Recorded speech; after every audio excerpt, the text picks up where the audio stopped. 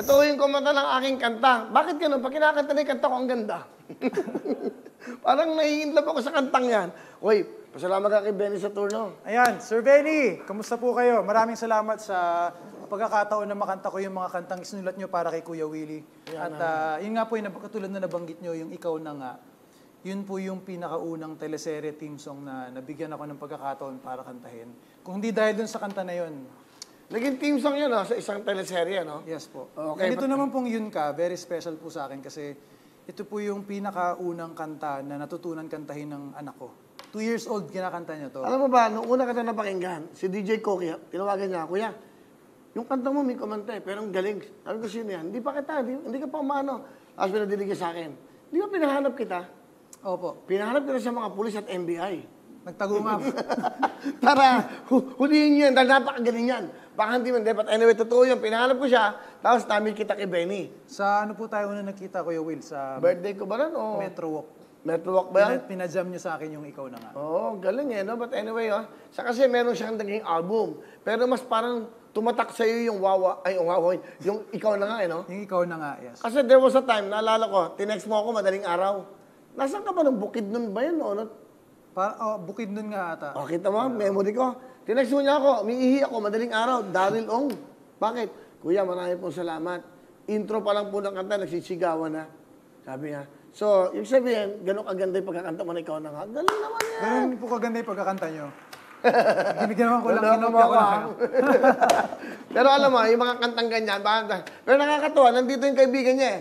Tawagin nga natin, Michael Pangilinan. Yes! Okay, makaya pa tayo. Yan. O, bumati ka sa buong mundo. Binabati ko lahat ng mga nasa buong mundo. Binabati ko kayo lahat. Kulang na lang si Budoy. Si Budoy. Di ba? Kung nandito si Bugoy pala. Di ba? Budakels na. Budakels. Sino ba nag-isip ng pangalan Budakels? Girl na girl, ha? Hello? Best friend ko, kuya. Yung Baguhin nyo nga yung... Ano naman ang Budakels? may suggestion si Da. Ano yung isa? Michael, Daryl Ong, Bugoy. May Onggoy. Mas Hoy, Bugoy, lolo ko kasi nunggoy. Nasa unahan namin si Bugoy. Bugoy. Kaya pag kumanta tayo, sisigawin mga tao, Onggoy! May Onggoy! Kasi pag Alam nyo ba nandito si Michael? May rehearsal kami mamaya. Kasama si Chris Lawrence, Julie Ann San Jose, at syempre para sa opening for tomorrow. Yes, kuya. Ako nag-isip, alam mo kasi hindi ko naman alam na available ka. Dati, pag ginigis, hindi pwede kasi nasa... Hindi, lagi akong available, Hindi kuya. totoo yan, ha? Sino ba humaharap Alam mo, nun? nung pinapakuha kita, hindi pwede kasi asap ako eh. Hindi pwede. Oy, walang gano'n. Tigilan nyo ako. O, ayan, sige. Okay lang naman yun. Alam nyo, mahalin nyo yung sarili nyo. Kailangan nyo mag-ipon ng pera. Para pag dumating yung mga bagyo, mga dumarating, meron kayong bubunutin. Hindi ba? Magpapaalam lang naman kayo eh. Hindi ba pag nagpaalam kayo, papayagan naman kayo naman. Kasi po, bumibili po akong bahay. Malaking tulong po sa akin to. Di ba? Bigyan naman ako ng drama dyan. Nagdadrama ako eh. Yan. Di ba? Anyway, yun ang importante. Kahit sa anong channel yan, kahit anong stasyon yan, basta makakapagbigay kayo ng saya, di ba? Tama, Kuya Will. Kasi si Ellen DeGeneres, lahat ng mga nag-guest niya. David Letterman, Oprah. Bakit pwedeng gano'n? Iba-ibang channel yan. Di ba? Importante gano'n. Sa totoo lang, sa totoo, nababakla ako sa yung dalawa. Sali na kayo sa Budakel. It's a Hello! pie! The Budakels with Will. Will Budakels, Will di ba? Budakel. Oh, di ba? Ang galing, ha? Buda Wikel. Dapat mag-guest natin itong tatlong to. Yun. Saka Chris Lawrence, silang apat. Hindi. Pag nagtuloy ang Shopee, o magbibig time ng front row, o whatever, opening natin sa helipad. R&B kayo. Wow! Di ba? Tapos meron kayong basta, Kailan malaking ko kayo event bukas? yan. Lapit na yan.